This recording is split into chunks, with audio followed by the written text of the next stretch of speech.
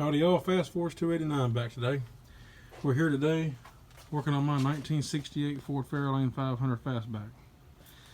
I'm going to convert it from points to a Pertronix ignition unit, electronic ignition. So I pulled the air cleaner off, make plenty of room. You got a clip here on the distributor cap you pop loose, and one back here. This is a 302.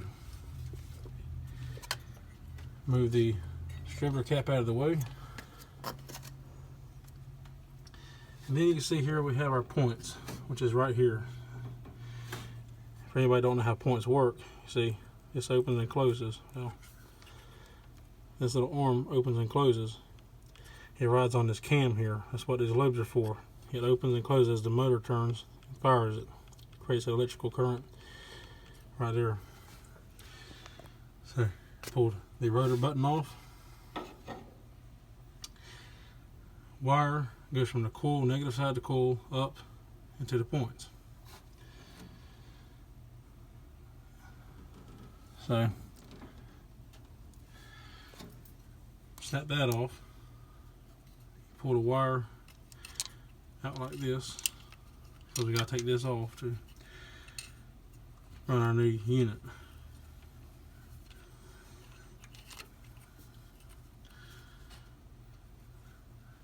Okay, I'll let's see. Might have to bring it out the other way. Anyway, what you want to do, take that screw there off. Now you're actually going to reuse this strap. The screw is going to go back with the Pertronix unit, but pull that screw out, that way you get the points out. And also that screw back there. You also don't need this condenser anymore. It's only for points, so pull that screw out. All this is gone. And when it gets done, it's going to look like this. I've already got this distributor set up. I just want to use the distributor that's in the car. So as you can see, this is how it will look when it's all said and done. So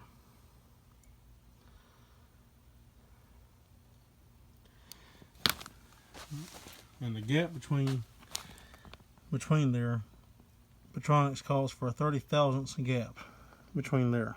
So as simple as that. Okay, so now I got the Pertronix unit installed. You can see how it goes.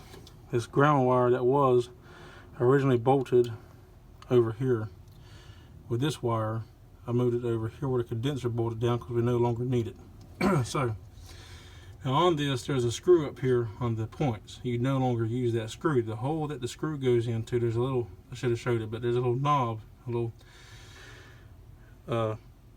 little knob on the bottom side of the electronic box, and that sits in that hole, and then you use this screw and it adjusts from this screw. So that's the difference. Originally the points adjusted up here, this adjusts back here. You got this piece, that's all it is. It just slides on. You take your rotor button and pop it back on like normal. And of course I got to run my wire, still haven't done that. And also points also use a resistor coil, and I'm thinking that's what this is. The factory ones was yellow. They were yellow, and this one's blue, so I'm assuming that this is probably a coil or a resistor coil, maybe not, and eventually it would have just burned the points up. But I'm gonna change it and put the other coil I got on it, because I know that coil will work with the Pertronix. So make sure you use a standard coil, not the resistor coil, because it's not enough volts. Resistor coils only give 6 volts, not the full 12. This needs full 12 volts instead of 6. So be mindful of that. But once you run your wires and hook them up, of course, red to positive, black to negative, and then you're good to go. So that's what it looks like installed. You have the coil, you got your positive wire and the ignition wire from the car, and ground right there. It's wired all up, and that's the end result. And yes, it is a 302. The air cleaner says 289 because it's off my Mustang right now. Because I didn't like that little piece of shit that was on it whenever I bought the car, so I put that one on there because it looks better. Along with the valve covers, that's also off the Mustang. But anyway, 302. The only thing you got to do also points, I believe the spark plug gap is 30 excuse me, 32 to 35 thousandths, I believe. When you go to electronic ignition, it's 42 to 45, so 46, yeah, 42 to 46, I believe. So make sure you re-gap your spark plugs to go along with the electronic ignition for the power source, because this puts out more power. Like I said before, this here is a 6-volt coil, or if it's a resistor, it's 6 volt.